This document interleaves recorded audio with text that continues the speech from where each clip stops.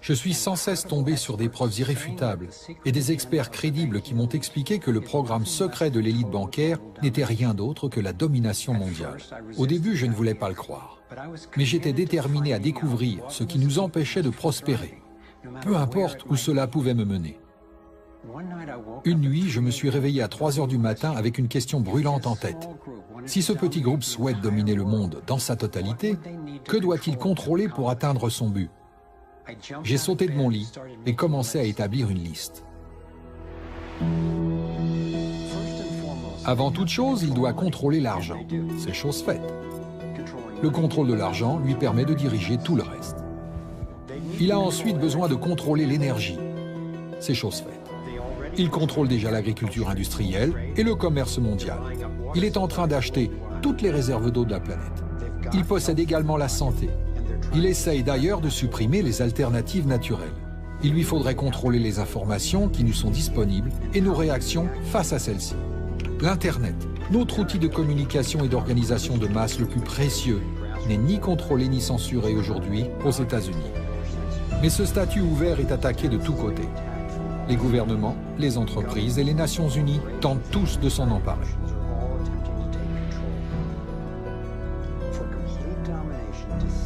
Pour établir une domination totale, les dissidents doivent être contrôlés. Il lui faudrait nous confisquer nos droits, espionner des citoyens ordinaires et scruter le moindre aspect de nos vies. Au petit matin, je savais qu'une élite de puissants avait presque tout mis en place pour dominer le monde. Et j'ai compris alors avec effroi que Big Brother n'allait pas arriver. Il était déjà là. Nous sommes déjà dans la matrice. Comment en sortir?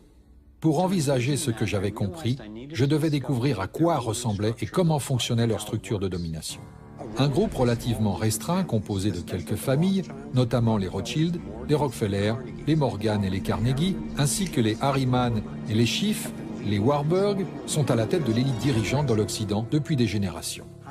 Je ne suis pas en train de dire que chacun des membres de ces familles ont un rôle à jouer dans ce programme de domination mondiale, ni même qu'ils en sont conscients. En revanche, je suis convaincu que les chefs de ces dynasties contrôlent les intérêts commerciaux et financiers qui servent à exécuter ce sombre projet, responsable de la destruction de si nombreuses vies. Les personnes qui mettent en place ce programme dans le secret sont connues sous de nombreux noms. Des rapports ayant filtré ont révélé qu'ils se réunissent partout dans le monde, à l'abri des regards pour discuter de leur programme. Ensuite, avec la précision d'une montre suisse, leurs plans commencent à apparaître dans les secteurs médiatiques, financiers, commerciaux et militaires. Bien entendu, toutes les personnes impliquées dans ces groupes ne prennent pas part aux décisions. Il existe une hiérarchie en termes de savoir et d'implication. L'œil omniscient est l'un des principaux symboles de cette élite dirigeante. Il figure sur le billet de $1, sur les emblèmes du système de surveillance de masse américain appelé « Connaissance complète de l'information » et de l'agence de renseignement britannique MI5, et surplombe même la Cour suprême de l'État d'Israël, conçue et financée intégralement par les Rothschild. Je pense qu'ils ont repris l'image majestueuse de la pyramide de Khéops et de son légendaire sommet métallique afin d'en pervertir le sens. Les personnes au sommet de la pyramide peuvent suivre et contrôler celles qui se trouvent au-dessous.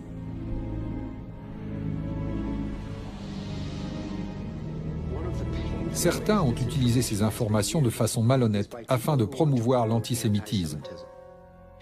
Ils prétendent, à tort, que ce programme est l'œuvre des Juifs et alimente un racisme permanent qui ébranle et détruit tant de vies. Que ce soit clair, ce programme n'est certainement pas l'œuvre des Juifs. Des recherches ont montré que les dirigeants des banques centrales ont financé les deux camps lors de la Seconde Guerre mondiale, et même certaines entreprises complices d'Hitler dans les atrocités commises envers les Juifs. Étant donné que ces personnes disposent de plus d'argent que leur famille n'en aurait besoin pendant des générations, et étant donné qu'ils détiennent le pouvoir de créer de l'argent, je ne pense pas que la richesse soit leur objectif final. Une fois que vous possédez tous les biens matériels dont vous pourriez rêver dans la vie, que reste-t-il d'excitant? Pour la majeure partie des gens, la réponse est le pouvoir mondial. Ils sont devenus une élite intellectuelle. Ils ont commencé à penser qu'ils avaient un meilleur plan que celui de n'importe qui d'autre. Ils ont dans l'idée que la liberté est dangereuse. Si vous donnez la liberté aux gens, que vont-ils en faire? Ils ne vont probablement pas l'utiliser de façon raisonnable comme on pourrait le penser. Nous sommes plus intelligents qu'eux et pour leur propre bien, nous devons les diriger. Alors que j'en étais arrivé à accepter l'idée d'une élite dirigeante planifiant une domination mondiale, j'ai commencé à entendre ces mêmes personnes en parler publiquement et plus directement, sauf qu'ils l'appelaient le nouvel ordre mondial. Lorsque nous réussirons, parce qu'il ne fait aucun doute que nous réussirons, nous pourrons établir ce nouvel ordre mondial. Il s'agit d'un nouvel ordre mondial qui se caractérise par des défis significativement différents et radicalement nouveaux. Un nouvel ordre mondial peut être créé, il s'agit là d'une opportunité extraordinaire.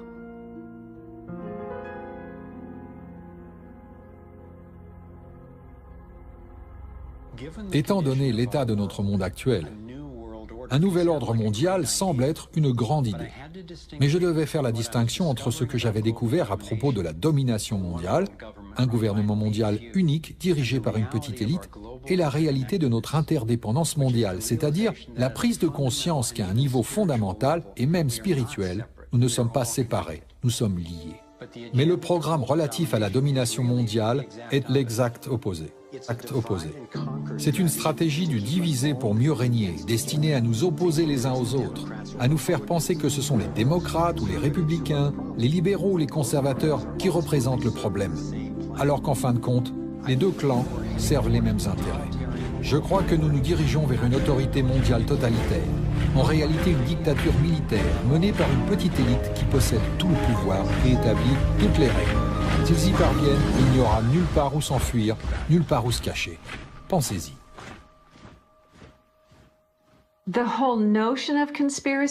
La notion tout entière de conspiration a été si ridiculisée qu'il est socialement stimulant de simplement l'envisager. Et il y a toujours une histoire qui semble raisonnable pour expliquer chaque incident. Personnellement, j'ai essayé de justifier comment les mêmes personnes se retrouvent systématiquement avec plus d'argent et plus de contrôle. Je me suis dit qu'elles doivent simplement tirer avantage de la situation, sans réellement la provoquer. Mais après presque une décennie passée à rassembler des preuves pour répondre à mes questions, je suis convaincue que ce n'est pas le fruit du hasard et que quelques familles très puissantes dans le secteur bancaire et appartenant à l'élite, ainsi que leurs partenaires politiques et des grandes entreprises, ont bel et bien un programme pour dominer et contrôler le reste de l'humanité. Après avoir pris conscience de la réalité et de l'étendue du programme, j'ai dû me poser sérieusement la question: jusqu'à quel point ai-je envie de savoir? Est-ce que je veux me focaliser sur le pire dont sont capables les êtres humains? J'ai décidé qu'il valait la peine de savoir qui étaient ces personnes et comment leur organisation fonctionne, car à l'opposé de la rage et de la tristesse, il y a la clarté et la force, le pouvoir que nous détenons de concentrer efficacement nos efforts, maintenant que nous comprenons ce qui se passe vraiment.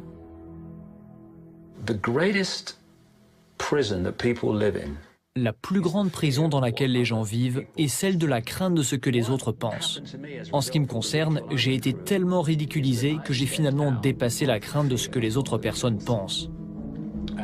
Et ce n'est que lorsque vous y arrivez que vous prenez conscience de la prison dans laquelle vous viviez auparavant. Et j'en ai retiré une compréhension personnelle de la facilité qu'ont quelques-uns à contrôler les masses. Tout ce que vous avez à faire est de dicter les normes de la société, ce qui est jugé vrai et faux, moral et immoral, bon et mauvais, sain et malsain, possible et impossible. Et vous construisez ce que j'appelle une zone de tranquillité. Et si vous vivez à l'intérieur de cette zone de perception, de croyance, de parole et de pensée, alors les gens vous laisseront tranquille. Vous serez considéré comme normal. Les Illuminati ont créé une population humaine entière constituée de geôliers qui se ruent sur ceux qui sortent de la norme. Une fois que vous êtes sorti de cette prison et que vous commencez à exprimer votre singularité, vous êtes victime de ces geôliers. Il est intéressant d'arriver à la limite de cette zone de tranquillité en termes de parole et de pensée. Vous ne pensez pas, si je pense, qu'en est-il du président de la Banque mondiale? Que va-t-il dire si je fais ça? Non. Que penserait votre mère? Et les types du bar, les collègues de travail, que diraient-ils? En créant les normes, Les Illuminati ont donc créé une armée absolue de personnes qui s'imposent ces normes les unes aux autres.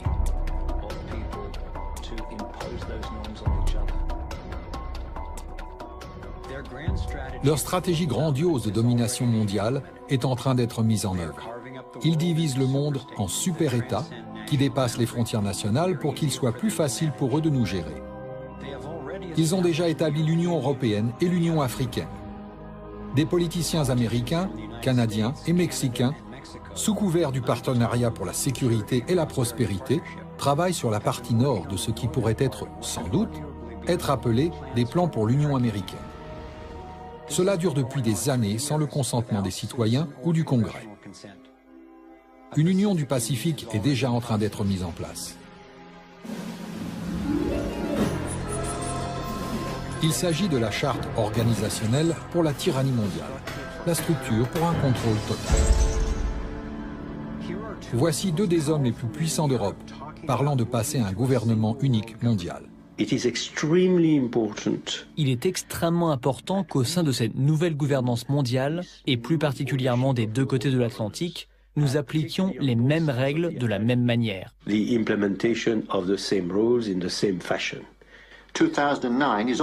2009 est également la première année de gouvernance mondiale avec la création du G20 au beau milieu de la crise financière. Au niveau international, l'élite des banques centrales a mis en place d'énormes organisations pour faire appliquer leurs politiques, notamment l'Organisation mondiale du commerce, l'Organisation mondiale de la santé et le Fonds monétaire international. Grâce à son expérience de plusieurs décennies en tant que tueur à gages économiques, John Perkins sait comment la connivence entre les banques, les entreprises et les gouvernements leur a permis de s'emparer de pays dans le monde entier.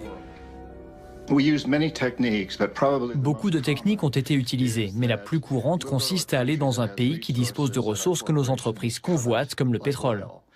Nous convenons d'un énorme prêt à ce pays par l'intermédiaire d'une organisation comme la Banque mondiale ou l'une de ses sœurs.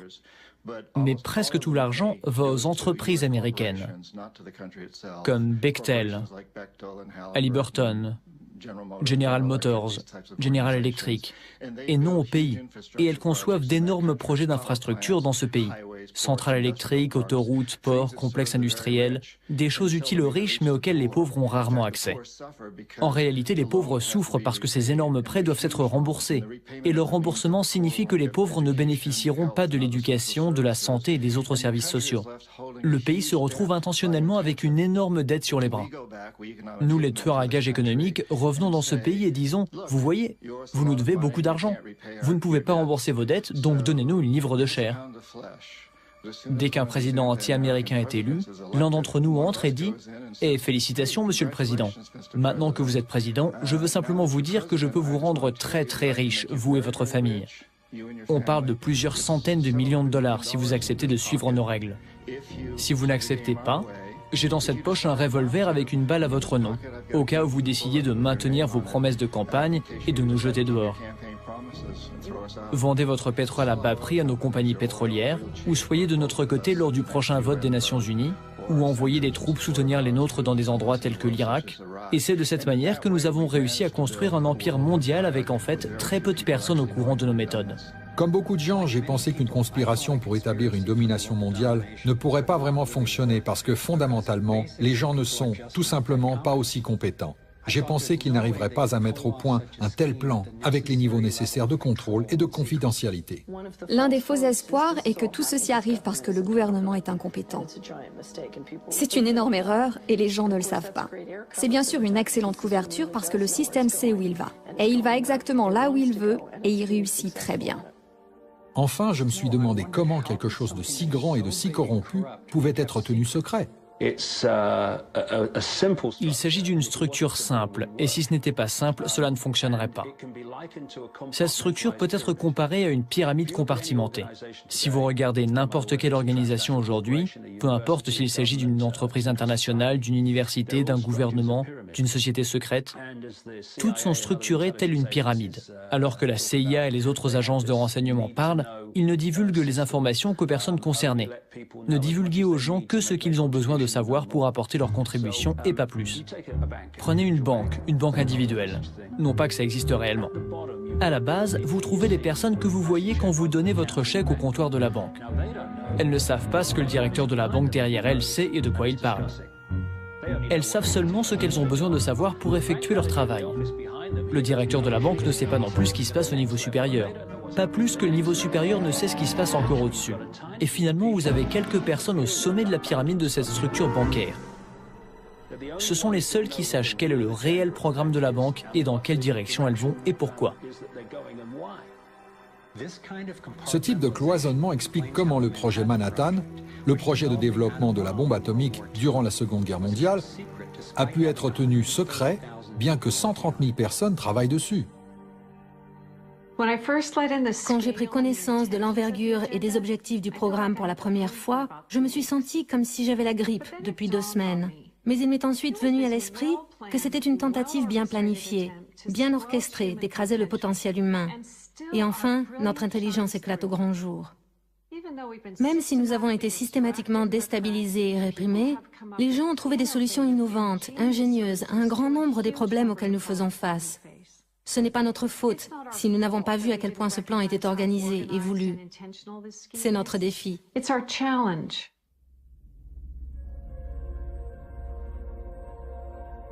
J'ai regardé le monde que l'élite dirigeante nous a déjà donné et j'ai pu que me demander dans quel type de monde vivrions-nous s'ils détenaient la domination absolue et totale sur chacun et partout. Dans ce nouvel ordre mondial qu'est le leur, un petit nombre de personnes exercent un contrôle total sur les vies de chacun par le biais d'un système de surveillance intrusive, une répression violente des dissidents et l'esclavage de la dette. Imaginez de toutes petites îles d'opulence entourées d'une mer de misère, où la mission des militaires est de protéger les nantis contre les démunis.